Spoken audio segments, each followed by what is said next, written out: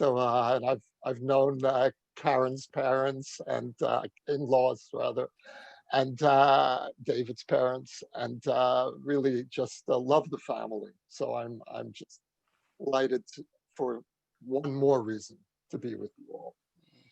So Jacques, in terms of this book, and you're asking for me to summarize the book. Sure. I mean, I would love to, just as a framing, I loved what Daphne Merkin said in the Wall Street Journal about the book. And she said that Letters to My Palestinian Neighbor is a clarion call, not to arms, but to empathy. And for those of us living in the States right now, the word empathy is on a lot of our minds in a slightly different context. And she then quotes you as saying, the insistence on empathy with the stranger appears with greater frequency in the Torah than any other verse, including commandments to observe the Sabbath and keep kosher. So if you could start the framing for those new to the book with the intent of empathy and how you sort of acted on that. So I think that in the context of the Palestinian-Israeli conflict, empathy is a very complicated concept, because when you're involved in what has been an existential conflict, when you feel that you personally, your family is under life and death threat, empathy is a hard emotion to access. And for many years, I responded to my neighbors in the way that I think most Israelis do, which is I'm grateful that there is a wall out my window. And there is, right outside my window is a security barrier, which in Jerusalem is a literal wall. And I'm looking at it right now. There's the wall. And I felt that that wall kept us safe, kept my family safe. I'm not sentimental about my neighbors. I know that the Palestinian national movement has not yet truly made its peace with my legitimacy, with my existence here. So empathy is a very complicated term.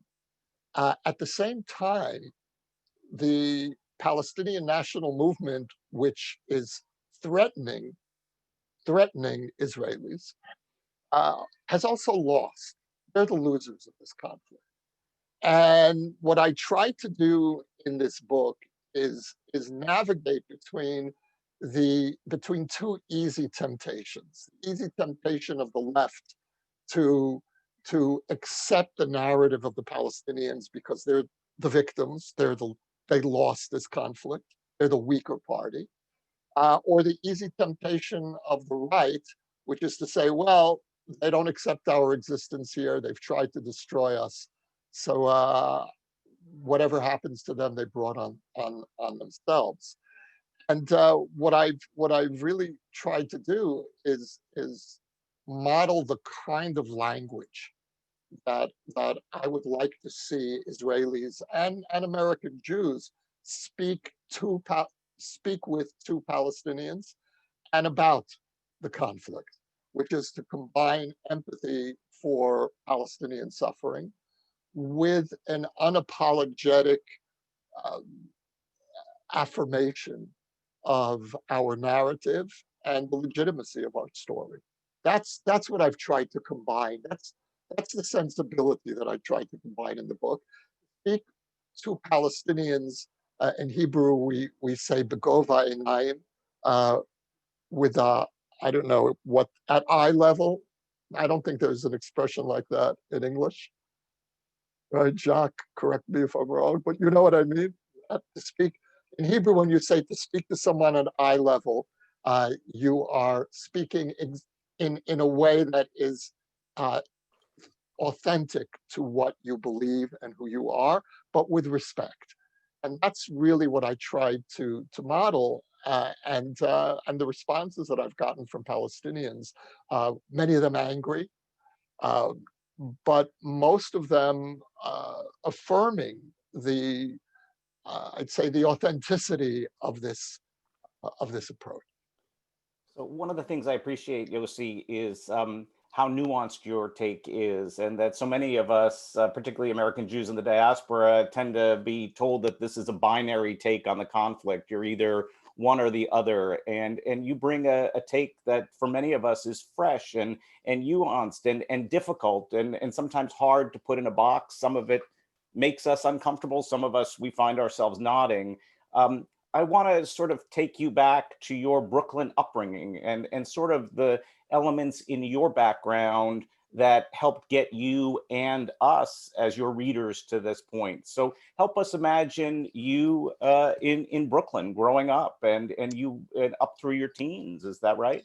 Yeah, yeah. So I grew up, as Karen mentioned, in Borough Park, which has been in the news lately, unfortunately.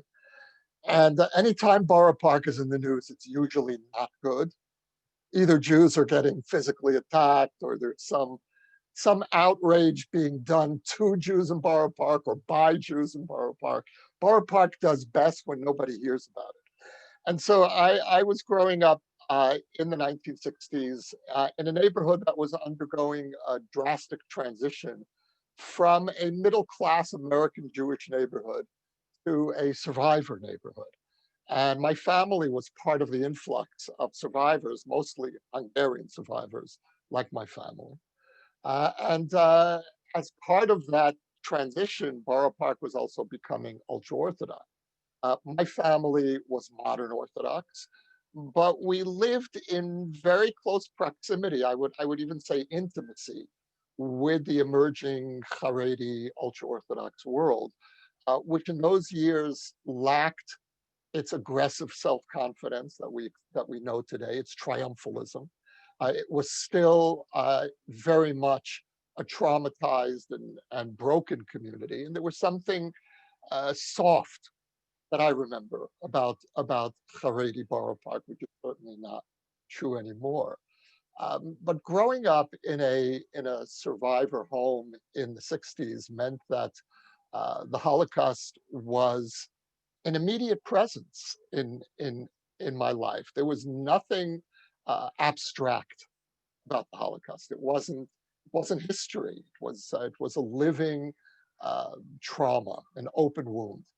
And my father was a very rare survivor in that he spoke nonstop about his experiences in the war.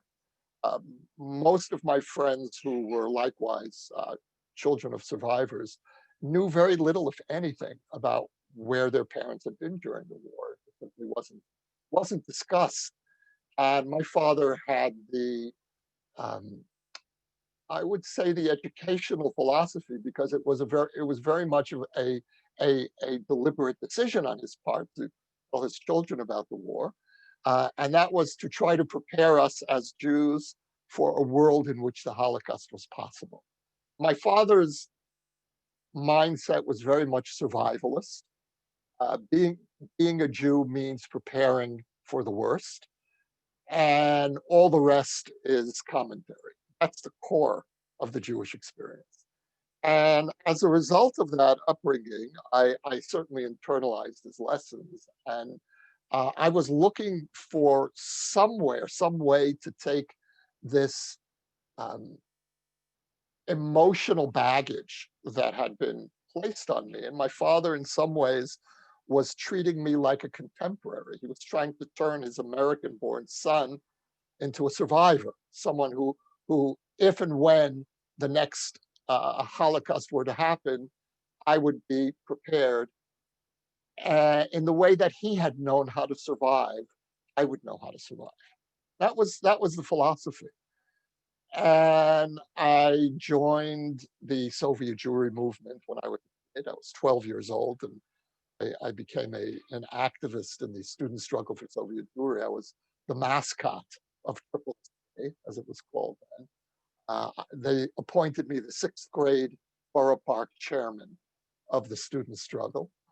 And my life became one long series of demonstrations. I had a totally indifferent uh, high school academic experience. I barely was there. When the Jewish Defense League was created, I joined with Mayor Kahana and went to jail, fought police in the streets, went to Moscow with a group of friends and demonstrated in the immigration office in Moscow on Pesach 1973.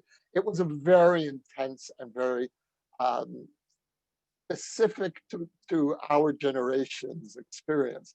It's something that's very hard, I think, for this generation of American Jews to understand. But we were playing out um, a convergence of influences. We were responding to the Holocaust. We were responding to what we perceived to be American Jewry's lack of response during the Holocaust. We were responding to the 60s. We were 60s kids. And so the JDL and Mayor Kahana was our version of Abby Hoffman and and and of course the Six-Day War and what was being played out in Israel. So that was my those were my teen years. And then talk to us about the transition from that experience to actually making Aliyah. Well, it's hard to really sum up how um, how a person grows. I was 16, 17 then. I'm 67 now, and it had a lot to do with realizing that my reality as an American-born Jew growing up with a sovereign state of Israel was as qualitatively different from my father's reality as if centuries separated us rather than just a few decades. And I realized gradually that I had grown up in the most privileged generation in Jewish history, and my father had grown up in the most unlucky generation in Jewish history. And the enormous gap between our experiences required a certain detachment from my father's experience. My father, with the best of intentions, had tried to raise me as a kind of contemporary of his, and I felt that I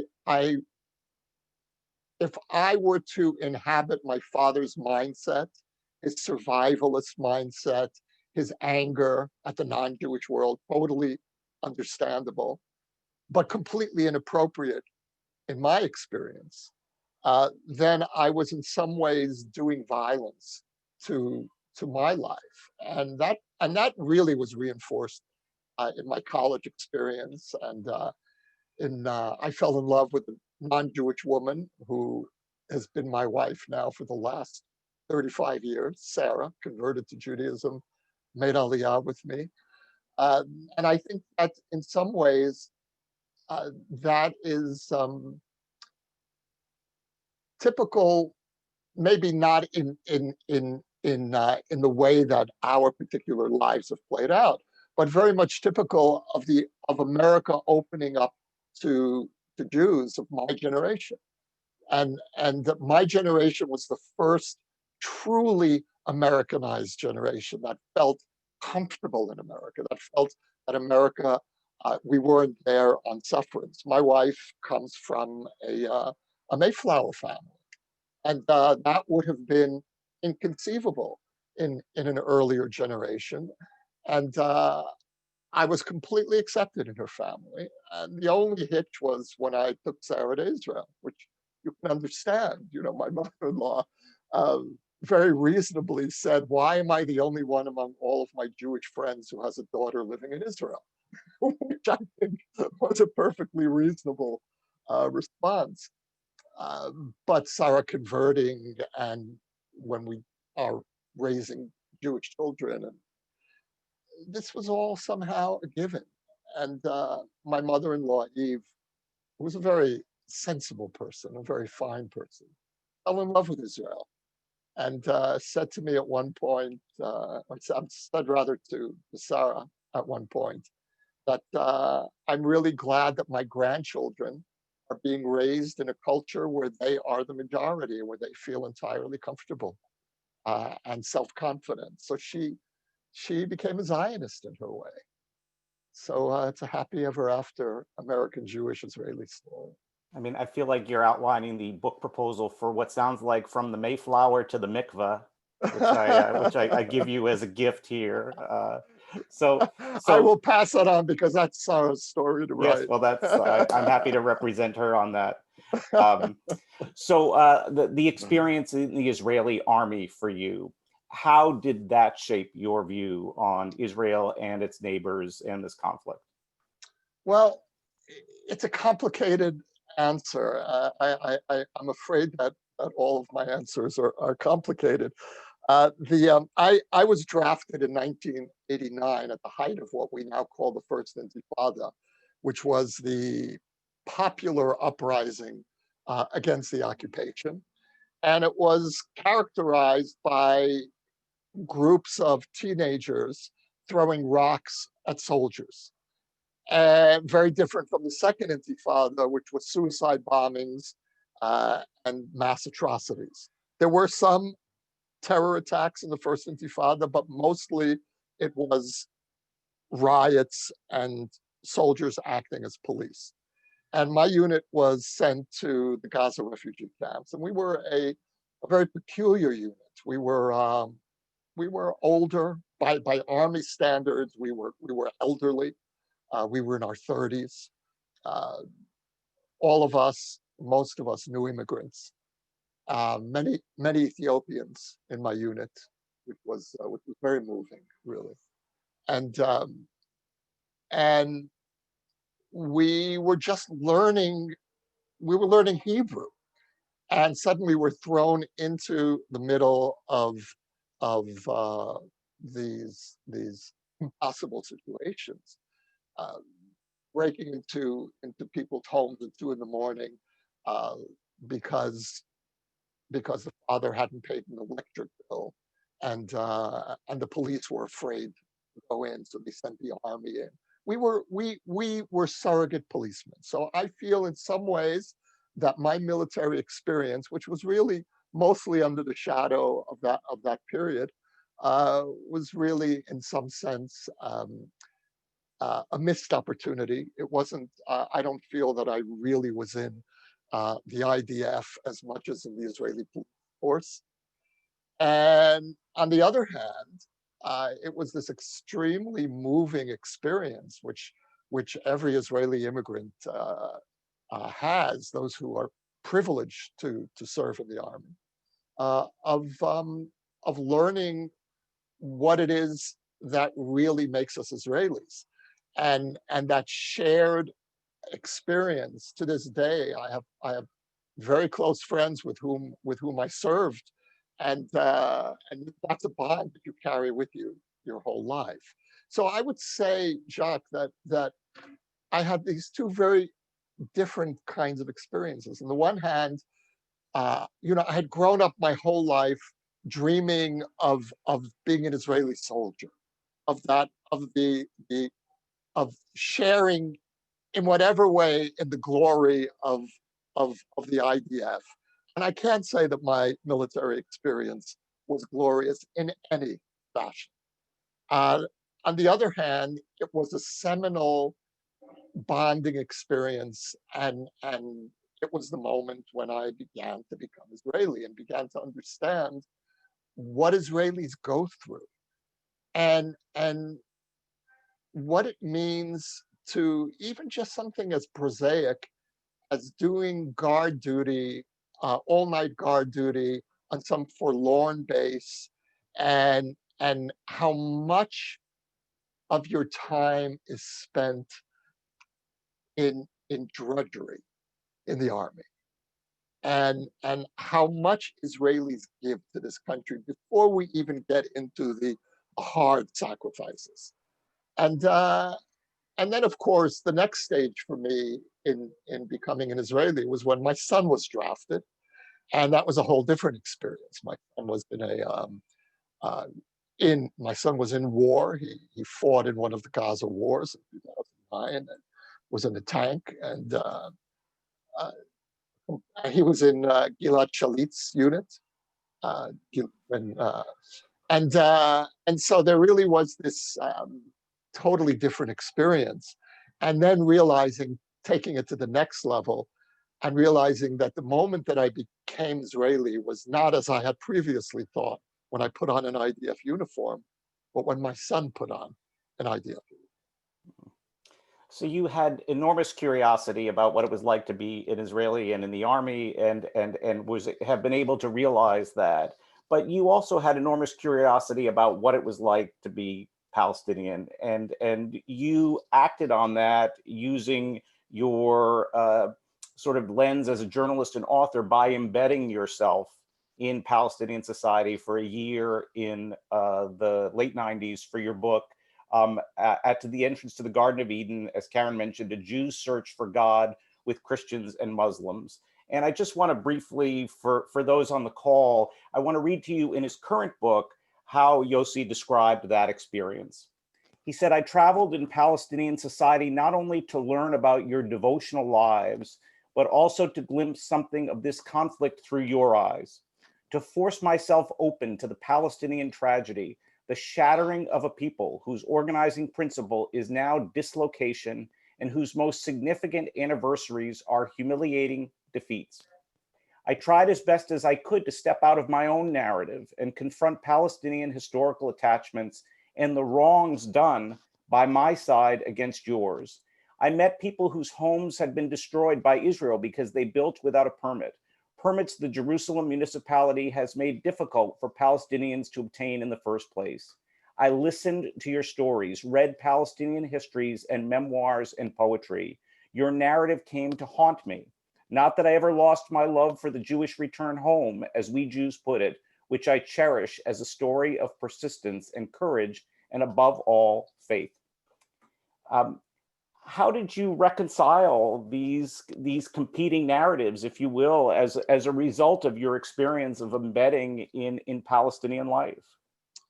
So I think that if I hadn't gone through the first Intifada as my formative uh, encounter with the Palestinian-Israeli conflict, I don't know if I would have felt impelled to take on that journey in the late '90s. Uh, and you know, I had gotten a glimpse into Palestinian society as a soldier. Um, again, being in and out of Palestinian homes, making arrests, this kind of thing, and so there really was a sense of curiosity that I had. I wanted to go back to those places, uh, not as a soldier, but as a kind of a pilgrim. I wanted to go back as a religious person, and it was very much not a political, or not primarily a political journey. It was very much framed as I'm going in to experience the religious lives of my neighbors. I wanted to learn about Islam and about Christianity from the inside. And of course, through those encounters, you learn about the lives, the political aspirations, for better or for worse, of your neighbors. And that was very much a part of it. But the primary impulse was really a curiosity. I, I, I, I, I had a glimpse of Palestinian homes, and I wanted to go back and drink coffee in people's homes. I wanted to sit in a mosque uh, and see what that's like, see if it's possible. Is it possible to sit with a kippah in a mosque? Uh, It is. I learned that it is, or at least it was. Um, Not. It's not common. Even then, it was not common. Uh, and I didn't go anywhere where I wasn't invited, and it was always intense. But I think I also, and you'll appreciate this, Jacques, as a journalist, you want to go places where you're not supposed to go, right? If you're not supposed to go there, well, why not? And somebody needs to go and see what it's like. Somebody from our side should be exploring Palestinian society. We do have Israelis who cross over, but they cross over in the way that they used to say about diplomats who emotionally take on the narrative of the country that they're assigned to of going native. I wasn't going native. I was deeply, deeply rooted in my own native story. I didn't need to take on the story, but I trusted myself to go deeply into the Palestinian narrative without losing sight of my own story. I wasn't going to lose my Zionism by immersing in the Palestinian story. So I felt somebody from our side should be doing that, and then reporting back what I found, what's out there. And Letters to My Palestinian Neighbor is in many ways a sequel to the book you just described, and it makes Yes. very clear that you have not lost your Zionism, but you also haven't lost your appreciation of the Palestinian narrative. And again, for those who are new to Yossi's work, here's how he describes this book, the current book. This book is an attempt to explain the Jewish story and the significance of Israel in Jewish identity to Palestinians who are my next door neighbors. One of the main obstacles to peace is an inability to hear the other side of the story. And so I'm offering this book in Arabic translation, as Yossi mentioned earlier, for free downloading, and he provides the link. My intention is to initiate a public conversation on our shared future in the Middle East. In the book, you invited Palestinian readers to write to you. You said to them that you would do your best to respond to every letter. If those of you after the call want to look at Yossi's website, you will see the responses from his Palestinian neighbors, which are in many ways extraordinary. The epilogue of the book that you'll be picking up at WJC also has some of those letters. Talk about the dialogue, Yossi. Did you, in the end, have the dialogue that you wanted to have, and how did that shape your view of all this? I was looking for even a handful of partners on the Palestinian side with whom I could model a conversation that I would call a respectful disagreement over irreconcilable differences. And because Israelis and Palestinians will never agree about what happened in 1948 and why, who's responsible for the collapse of the Oslo process, we disagree about just about everything.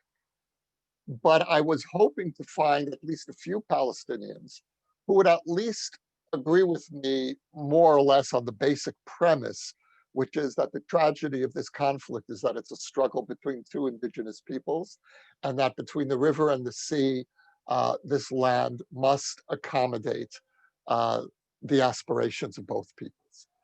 And that was my starting point. Everything else is open for debate. If you, as a Palestinian, can't agree that the Jewish people is indigenous here, or the term that I would prefer is that we have re-indigenized ourselves, we've replanted ourselves in this land, then there's no basis for a respectful disagreement.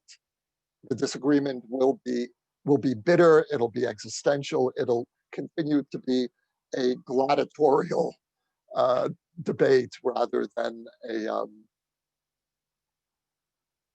a sharing of painful narratives.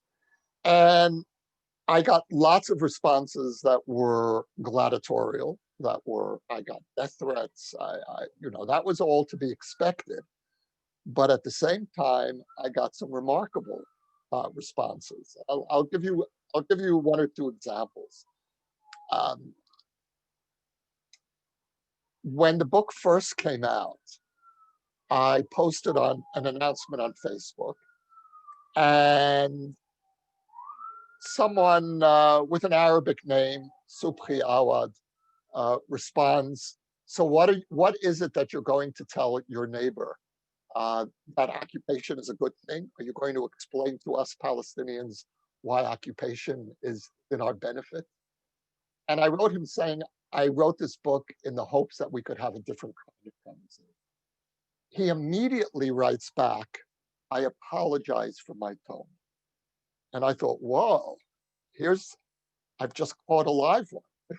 You know, this is great. And I wrote him back saying, I very much appreciate your response. Um, if it's possible, maybe we can get together. Where do you live? And he writes me back, Australia. So it turns out he's a Palestinian who grew up in a Beirut refugee camp and married an Australian woman and now lives there. And we Skyped after that. And it turns out he's an activist in, in the BDS movement in Australia. And he Googled me and very soon understood that I am not on his side. And on that basis, we decided to have an exchange of letters. And at one point, I asked him if he would read the book, and he agreed to, and I sent it to him. And he wrote me a very long and complicated response. It was a combination of appreciation, respect, anger, some contempt. It was a very complicated letter. And I wrote him back saying, I thought that was a terrific response. Could I include it in the paperback edition of the book? And he writes me back saying, you're kidding, right? And I said, no. And he said, well, it wasn't a very flattering response. And I wrote him back saying, I wasn't looking for a flattering response. I was looking for a response. I was looking for a serious engagement with the book. And you seriously engaged. You took the book seriously, you responded, and that's great. And so I included him in the book. And every one of those letters that are in the book is a similar story. And I'll just tell you one more story, which is also a complicated story. About a year ago, I got an 8-page email, which is to say single space, from a Palestinian living in Ramallah, who writes to me that he writes the following: congratulations on a very successful work of propaganda. You and I both know that everything that you write there is a lie. There was no Jewish presence in this land in ancient times. There's no archaeological proof for that. The Holocaust didn't happen the way Jews claim it did. And 8 pages of this. And at the end of this letter, he writes to me saying, in conclusion, I would be delighted to get together with you to continue this conversation. And I thought, what do I do with this? You know? And I finally wrote him back and I invited him out to lunch in Machane Yehuda in Jerusalem. And we met, and he brought with him one of Mahmoud Abbas's advisors. Turns out this guy works for the Palestinian Authority. And I brought my 30-year-old son, Gabriel, with me. And we had lunch, and we had a 2-hour lunch. And it was very moving, very powerful. He said, I was the first Jew he'd ever spoken to. This is a man in his 50s, which means that he grew up his entire life under occupation. And I was the first Jew he'd ever actually spoken to. And at the end of our lunch, he says to me, when I look into your eyes, I see a person of truth. And I think that what he was trying to say to me was, I understand that you wrote this book without intending it to be propaganda. But your book contradicts everything that I've ever been told about this conflict from school, media, and the mosque. And so now I have a problem because I trust you now. I have a relationship with you, but I don't know what to do with this narrative. And we had decided that we would continue this and we would get together and bring our friends together. But nothing came of it. And then COVID happened, and there we have it.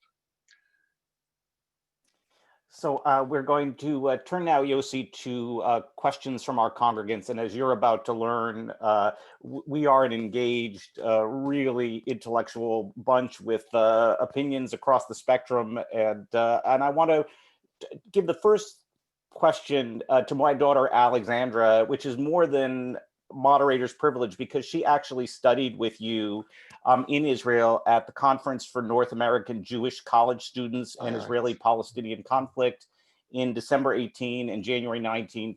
And she and her rabbi at Brown, Michelle Dardashti, were very instrumental in bringing you to my attention. So this is an informed question. And Ali is cutting right to the chase based on everything we've talked about here. Do you think peace is possible? Why or why not? What do you think it will look like? Well, Alexandra, good to meet you again. And where are you? Can I see you? I'm in Providence, Rhode Island. Great. Can you show yourself? Yes, my video is on. Okay, I don't see. Let's see. Oh, there you are. Hi, nice to see you. Hello, nice to see you again. Good. Give my love to Michelle. I will. Thanks. So, I would have answered much more cautiously and even pessimistically before the latest round of peace agreements, which I think are one of the most significant developments in the history of this conflict for two reasons. The first is that these are our first peace agreements that really are about normalization. Our peace with Jordan and with Egypt are very formalistic arrangements. I wouldn't really call them peace. But with the Emirates and with Bahrain, there is a passion. People really are desperate to make peace with Israel. And it's an extraordinary thing to be watching, to be part of. I'm going to be participating in a conference in Abu Dhabi this week via Zoom, and just the warmth and the enthusiasm with which normalization is happening, to my mind, makes this a model. This is the first model that Israelis have for what peace can look like. And the reason that's so important, because we need to break through Israeli skepticism. Israelis need to feel that there's an opportunity for peace. And most Israelis don't believe that peace is possible. I think that now there's the beginning of a question. And my hope is that we can begin to think of a peace agreement within a regional context, because left to our own devices, Israelis and Palestinians will never make peace. Each side knows exactly what the other side can or can't offer. We each know our red lines. But for the first time, we have Arab allies. I've never used this term before. Israel's Arab allies, together with our Arab allies, who are very powerful, very wealthy, very important players in the region, we can begin to conceive of ways of thinking of a Palestinian state that might be less frightening for Israelis, that will take into consideration Palestinian economic needs, Israeli security needs.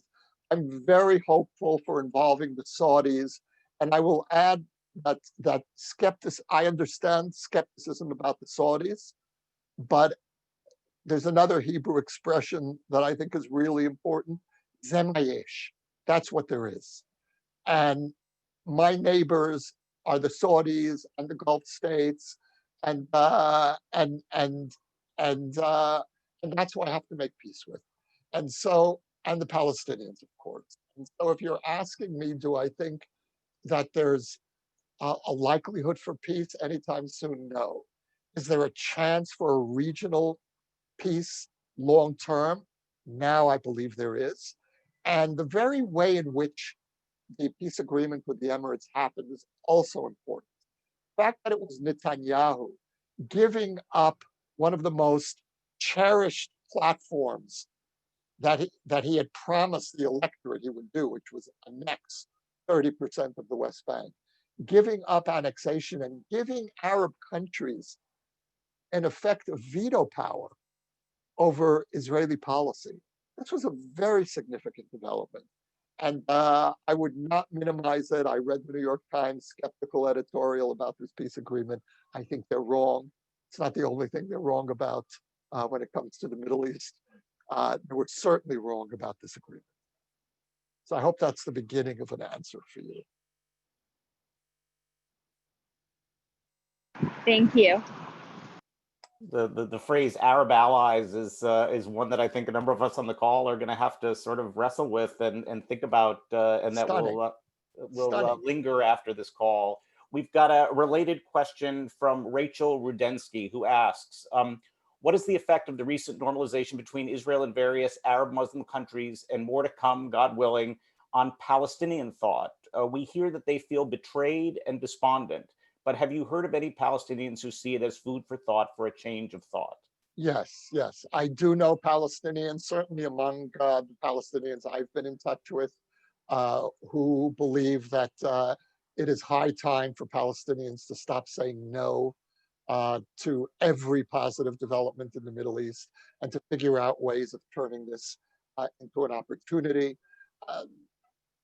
The Palestinian national movement has managed to miss every opportunity, and I understand that Palestinians feel neglected, abandoned, but I would argue that the Palestinian leadership has largely brought this on itself, and it's no one in Israel takes them seriously, and that's a very serious problem for the future of our relationship.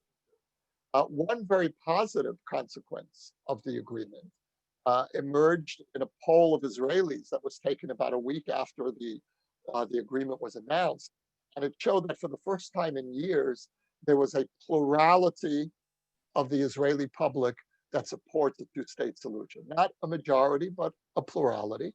But I have not seen a plurality supporting a two-state solution in a long time.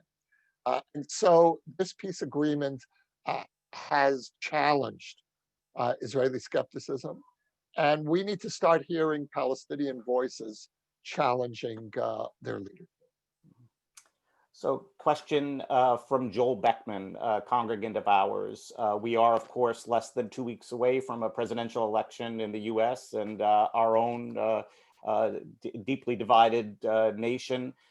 Joel asks, please comment on the Israeli view of Donald Trump. And then he follows up. There seems to be many Jews who believe he's a great friend of Israel and the Jews, but others who say that he's actually hurt Israel's long-term prospects. What is your view, and what is the predominant Israeli view? Oh, I'm not going to tell you my view. I will tell you what the predominant Israeli view is.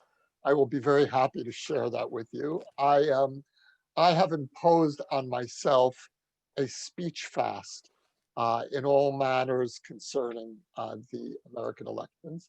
I have been an expatriate now for just about 40 years. I have never allowed myself to vote in an American election since moving here. I didn't feel I had the right any longer to a say in American affairs, and quite honestly, I have enough to deal with my own dysfunctional government here in Israel. And I'm focusing on our problems. And if you feel that that's a cop out, you're absolutely right. In terms of how most Israelis view this, I think that one useful way of understanding the divide between American Jews and Israelis is through the prism of two individuals, Barack Obama and Donald Trump. Most Israelis feared and even loathed Obama, especially for the Iran deal, which most Israelis regarded as something like an existential threat. And most Israelis, to one extent or another, feel that Trump has been unequivocally on our side. Now, what worries me about the Trump-Obama dynamic as a way of framing American Jewish-Israeli relations is that we have reached a very dangerous moment in the relationship between these two major centers of Jewish life. And that is that neither community can take for granted that the other has its back.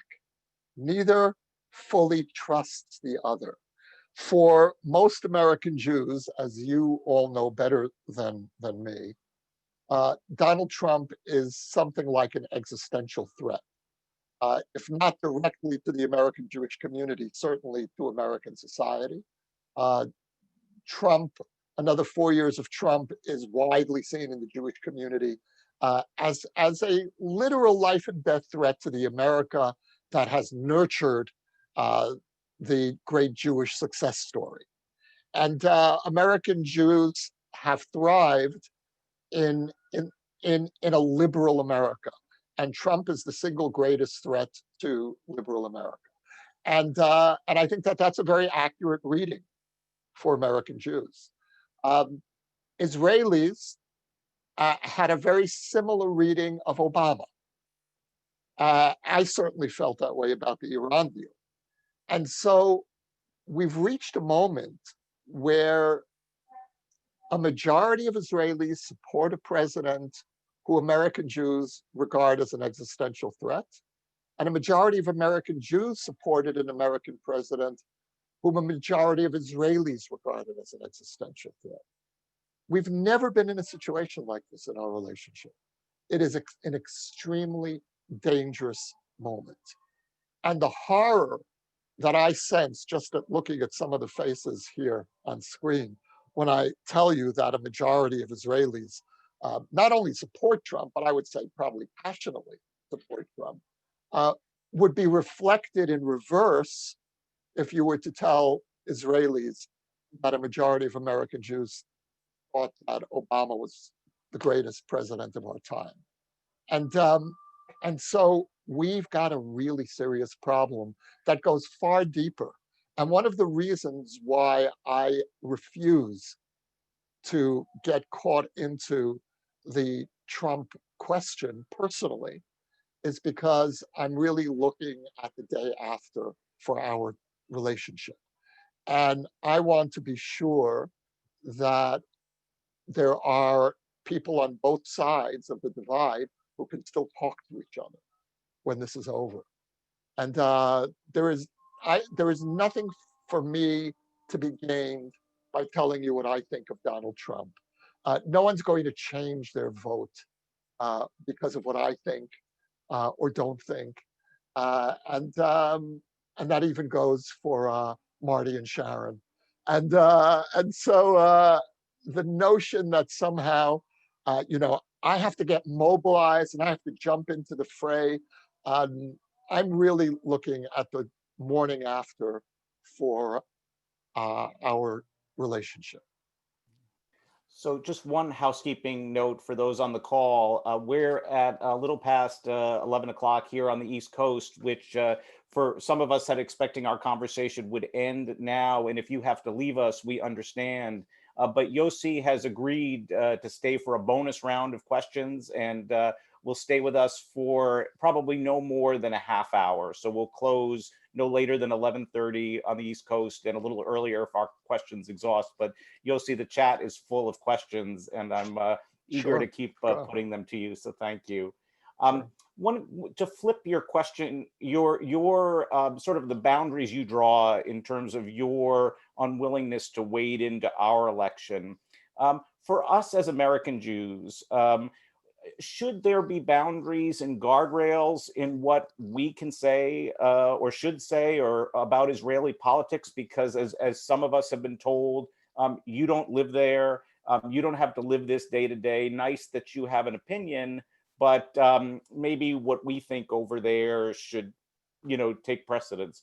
What would you guide us in terms of our role? My short answer is no. There is nothing that I think American Jews should not comment on. There's nothing about Israel that American Jews shouldn't get involved in, have an opinion on. The question is how.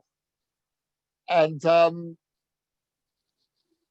what I need from American Jews is an empathic and intelligent involvement in Israeli affairs. That means that I need American Jews, including American Jewish critics, to understand what I'm up against, to understand what it means to be living under permanent siege from the moment this country was created until today, and to temper whatever criticism with a sense of feeling a genuine stake in the outcome of the Israeli story. And if there is that sense of shared destiny, and to whatever extent, and of course the shared destiny is limited, but nevertheless a sense of shared responsibility, then I welcome any and every comment and involvement.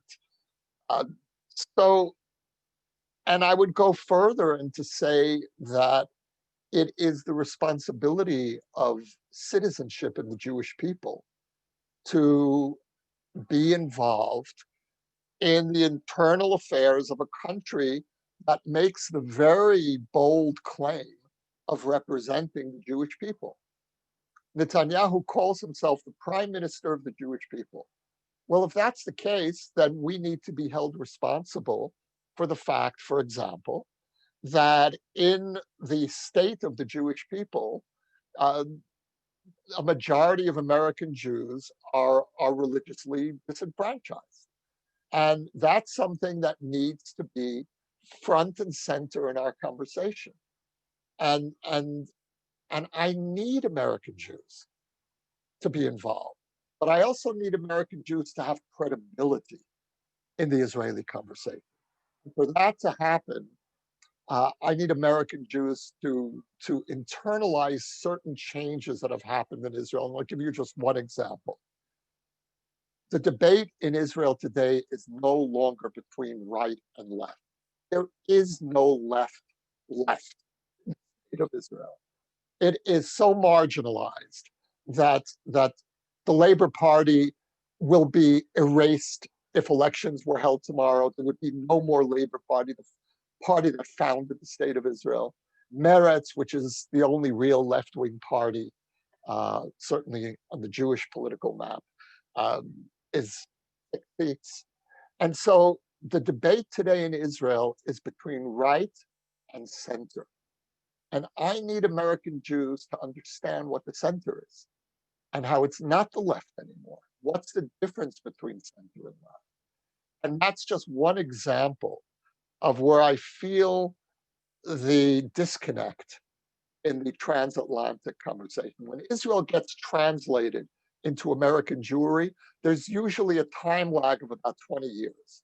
That goes for our music and culture. Even American Jews who have some strong connection to Israel very often will shock me with what they listen to in Israeli music. It's as if I were listening to, I don't know, AC/DC and thinking I'm really Al Quran. And I don't even know what American music is anymore, but I know what it isn't. And so get involved in Israeli society and Israeli culture, uh, immerse in it, and yes, criticize, critique. We need that. I need partners who can hold up a mirror to me and let me know what I look like in the world. Because when you are immersed in an existential war, you don't see yourself objectively. So I need my partners, my American Jewish partners, whom I can trust. I need them to hold that mirror up. Thank you for that. So a related question, I mentioned earlier Rabbi Michelle Dardashti at Brown University, who's a friend of yours. She had hoped to be with us today, but she is phone banking related to the election. But she did send along a question for you, and it's a perfect follow-up to what you just talked about. What do you think college students in America who care deeply about the Jewish people and the Jewish state's future and want to see changes in Israel, positive changes for Palestinians in particular, should be doing to act in service of those changes? So I think that we need to be realistic about where American Jews can impact Israeli society and where they're likely to have a very limited impact. When it comes to Israel's security issues or issues that Israelis define as essential to our security, very little, if any, input from abroad going to matter. Much more impact can be had, for example, on the Arab-Israeli situation. That's an internal Israeli issue of civil rights. I would love to see more American Jews involved in Arab Israeli, Jewish Israeli issues. I'd love to see more American Jews involved with the Ethiopian community. And again, the Ethiopian community, even though it speaks the language of anti-racism, it's different in Israel than it is in America. It's not the same dynamic. It's a problem. It's a serious problem, but it isn't Black Ethiopian lives matter. It's something different. But I need American Jews to be involved in those areas of Israeli society where you have expertise. You have expertise in human rights, in enhancing a civic society, and this is still a very immature society. This is a society formed by immigrants, refugees, who came from overwhelmingly non-democratic societies. 90% of Israelis come either from the Middle East or Eastern Europe, and they immigrated, or their parents or grandparents immigrated into a pressure cooker, and yet we have managed to not only preserve our democratic institutions, but in many ways enhance them. But those democratic institutions are under increasing strain. And we need an alliance with American Jews on how to preserve and enhance our democracy. So I want to push you just a beat more. Many of us are parents on this call of college students. And how can our children who want to engage in meaningful ways as activists, do so?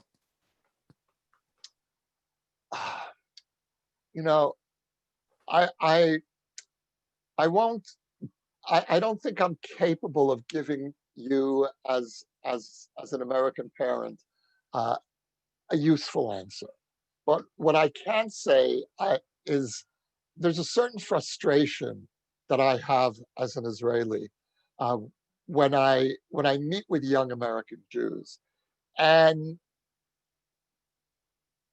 many, certainly the progressive young American Jews, which I guess is redundant to say, young progressive American Jews uh, who want to get involved in trying to help enhance Palestinian rights, want to help enhance Israeli democracy. And I understand all of that. But there's a major difference between young progressive Israelis and young progressive American Jews. And that is that young progressive Israelis who share all of those same political commitments at the same time have an additional commitment that they need to fulfill to Israel's security. They need to give 3 years of their lives to Israeli security. Now, I don't expect young American Jews to either volunteer for the Israeli army and I certainly don't want American Jews to feel a sense of inadequacy, which was how my generation felt growing up. My generation of American Jews felt completely inadequate to Israelis. They're the ones making the sacrifices. I don't think that's healthy in the relationship. But I would expect young American Jews who want to get involved in Israel to see their responsibility not only to further progressive causes in Israel, but also to share some of the burden, for example, in supporting Aipac. Now, I know that Aipac has become anathema in progressive circles, and I think that that is a tragedy because Aipac is for me, Aipac is the American Jewish equivalent of the IDF. That's where American Jews fulfill their responsibility to ensure Israel's security. And then you go on and you express the other facets of your commitment, your progressive commitment. But Aipac should be the quote, the equivalent of the IDF, where American Jews from across the political spectrum come together to ensure that Israel is provided with the means to defend itself. And then you have your arguments outside of Aipac. That's an argument that I would make young American Jews. Now, it's not the answer that young American Jews want to hear from me. But honestly, I feel an increasingly urgent need to say that. Thank you for that. Back to the chat. Our friend Rosie Aronin asks, Yossi, do you and back to letters? Yossi, do you have ideas for ordinary, she says in quotes, Israelis who want to join the conversation you are undertaking with Palestinians? Yeah, it's emotionally difficult, but it actually is not really hard to do. There are so many ways in which we can conduct these conversations. I've been on Zoom and WhatsApp, and before COVID, I was having covert meetings with young Palestinians in the West Bank. But now I can do it online. And what I would urge Israelis to do is really take a deep breath and listen to our neighbors. They are going to be our neighbors forever. They're not going anywhere, and we're not going anywhere. And the wall that we've built, which I believe was necessary, is inadequate to express the totality of our relationship. And I think that most Israelis today see the security barrier as the last word in our relationship. And what I've learned in the 2 years since my book was published is that there are certainly some Palestinians, I can't make any claim beyond that. There are some Palestinians that are eager and even desperate for relations, for a conversation with Israelis. I've also learned to respect the deep pain that younger Palestinians feel, the despair that younger Palestinians feel. They feel they have no future. They feel completely trapped between us and their dysfunctional leadership. And I now, as a result of these conversations with Palestinians, when I think of this conflict, when I think of consequences of actions on my side, for example, I think now of friends of mine on the other side. I think of how is this person going to feel? How is that person going to react? How is that going to affect that person's life? And I want my neighbors to feel that there's some possibility for a future. And we need to do that in a way that doesn't take us back to the naivete of the 90s when we took a gamble on Yasser Arafat and it cost us enormously. We had the worst 5 years in this country's history in the Second Intifada. And that is a memory, an experience that is so profoundly engraved in my generation and my children's generation consciousness that it will remain with us for the duration of this generation. Nevertheless, I think that enough time has passed since the Second Intifada that we can begin to cautiously reopen the possibility of exploring some new relationship. So a follow-up question related to the younger generation from Francine Shore. She recently saw the movie Crescendo, which she said didn't end in any hopeful way for understanding between Palestinian and Jewish youth. Do you see any better understanding in the younger generation? I'm not familiar with the film, but I can say that generally, the younger you get in Israeli society, and maybe in Palestinian society as well, the more anger and despair you'll encounter. My kids' generation that grew up during the Second Intifada is the generation that sees itself as post-peace. In other words, they came after the peace process failed. They are the ones who came after Israel gave peace a chance. And there is real rage and despair. And I think that something similar is true on the Palestinian side. And that's another reason why I feel a certain desperation to resume this conversation between Israelis and Palestinians, because certainly in my generation, you had some Palestinian-Israeli interaction. It wasn't great, it wasn't equal, it wasn't an interaction of equals, but there were human connections between Israelis and Palestinians that are becoming increasingly rare. And that worries me enormously. So we talked about the waning left, and we have a question that follows up on that in some ways from Susan. There is much discussion about the Israeli right and the Israeli left, but little room for the pragmatist.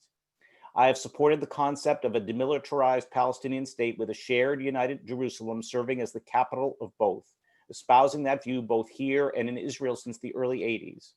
However, the Gaza experience, fully evacuated, turned over to the PA, then conquered by Hamas with thousands of rockets and wars endlessly thereafter, proves the current impossibility of that concept. Absent Israeli security presence in the territories, by election or coup, Hamas will take over, and all of central Israel will become as Sderot. The thoughts of a pragmatist. Where is our place? I agree with every word. And that's why we can't have a Palestinian state anytime soon. It would be Gaza. It would be a nightmare. But the question is, where are we moving in the long term?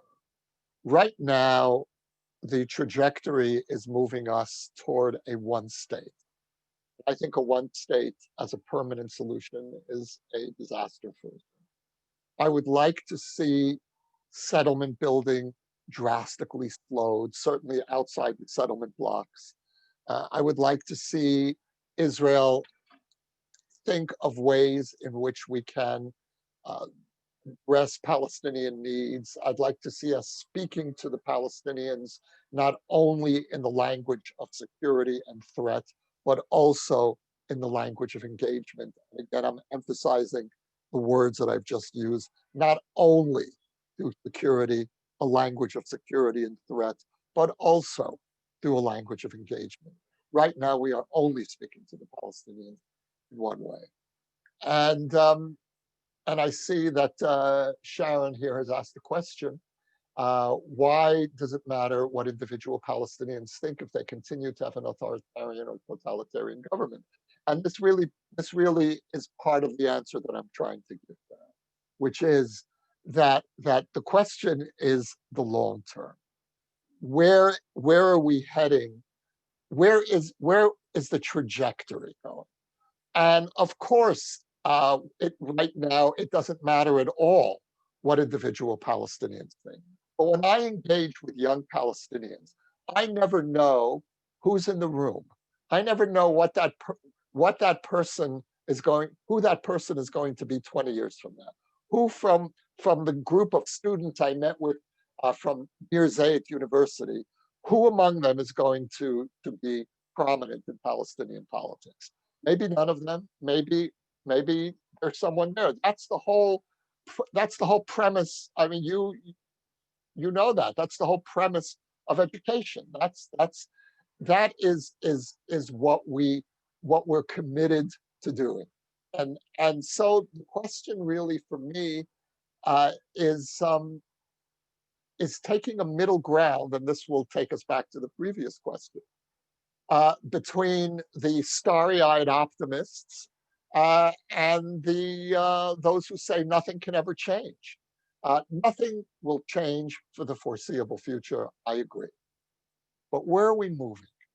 Where's the direction? And that's what I'd like to see change. So Yossi, I noticed that as we've been speaking, it appears that the sun is starting to set behind you in Jerusalem, which is... The sun has set and it has not rained. A whole day has gone by, and there we have it. So on that note, we're going to give the final question to David Cohen, and then we will wrap up. So David asks if you would respond to how you think the Palestinians view the weekly demonstrations on Balfour Street, Caesarea, and every bridge throughout Israel, and will it have any effect on their thought process? How do Palestinians regard that? Was the question. How do the Palestinians view these weekly demonstrations? It's so interesting. I never thought of the question. So I can really only speculate. I think there's a certain amount of envy. Whether Palestinians will take that as an example or not, it's always been an open question about what is it going to take to set off a third Palestinian intifada, but this one directed against their own leadership. I think that the conditions have been ripe for a long time for a Palestinian revolt against the Palestinian Authority. In Gaza, obviously, a revolt is far more dangerous. But I don't know if they're looking at our demonstrations and saying, why not us? I had an encounter once with a Palestinian gardener who was working outside my apartment. And this goes back years. And he said to me, tell me, are you better than me? And I said, no. I said, I don't understand the question. He said, if you were to go stand on a street corner in Jerusalem and say, Arik Sharon, this was when Sharon was prime minister, almost 20 years ago, Arik Sharon is a thief and a murderer and belongs in prison, would you get arrested? And I said, no. I said, I'd probably get heckled. Maybe somebody would throw a punch at me, but I certainly wouldn't get arrested. And he said, if I were to go in downtown Ramallah and make that same speech about Arafat, I would be thrown in jail or maybe I would be killed. Why are you better than me? And that was a really interesting window, and that always stayed with me. the sense of envy that I imagine many Palestinians feel about Israeli democracy. And I remember a poll that was taken, this goes back again, maybe 15 years, among Palestinians. And which country do you most admire? And it was overwhelmingly Israel. And the reason, of course, for that is we're the only democracy that Palestinians see close up. But I still thought that was really a very touching result. And so there is Israel envy, whether there is Balfour protest envy. Balfour is the street where the protesters are gathering every week. I don't know, but it's a tantalizing thought. Well, a perfect note to end on. I have several thank yous. The first, Yossi, is to you on behalf of all of us at WJC. What an experience you've given us this morning, and we sure packed a lot into this hour and a half. And I think a lot of us are going to be thinking about this conversation not only for the rest of the day today, but for the days ahead. And for those of us who haven't read your book, I know they look forward to picking it up at the congregation and reading it. And perhaps writing you a letter if you would be open to it. Sure, with pleasure. I want to thank my fellow congregants. You never failed to deliver with terrific questions right up until David Cohen's sort of stump the band question at the end. Thank you to Myra and Karen and the Adult Education Committee, as always. Thank you to our Zoom moderator, the overqualified Rabbi Jeffrey Arnowitz. And one plug, if you've enjoyed today's program, join us next Sunday, November 1st at 10 a.m. when through Zoom, we will hear from Daniel Chertoff, author of the new book, Palestine Posts, an eyewitness account of the birth of Israel, which is based on the letters of his father, Mordecai Chertoff. And you can see more about the book on the WJC website. And Rabbi, we just got some third-party validation from Yossi for that book and program. Oh, it's a beautiful book, and he's well worth listening to. And thank you, Jacques, for really just a wonderful conversation. And thank you all. And very grateful to Myra and Karen and Rabbi Arnowitz. And I hope we'll meet in person. So, Amen. That's our plan. Thank you again. It was absolutely spectacular, exceeded our expectations. Thank you so much. Thank you. All the best to you. Thank you, everybody. Have a wonderful day. And thank you, Jacques.